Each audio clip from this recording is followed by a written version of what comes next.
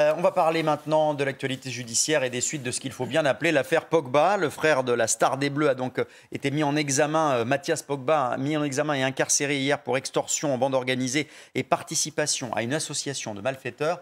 Mathias Pogba est accusé d'avoir fait chanter son frère avec 4 complices pour lui soutirer plusieurs millions d'euros. Alors Raphaël Maillochon, Mathias Pogba a reconnu une partie des faits.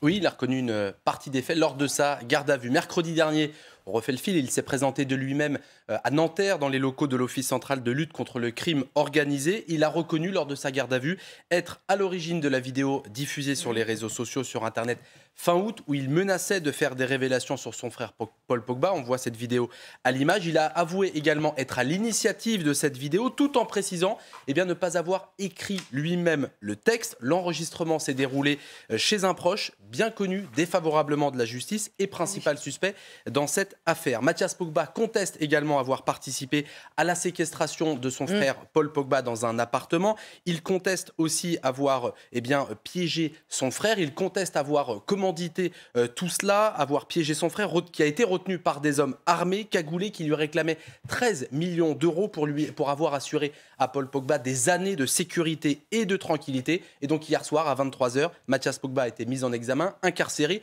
aux côtés de 4 autres personnes qui ont entre 27 et 36 ans, tous des proches de Paul Pogba, connus défavorablement de la justice, mis en examen et incarcérés, notamment pour extorsion avec arme en bande organisée et enlèvement et séquestration en bande organisée.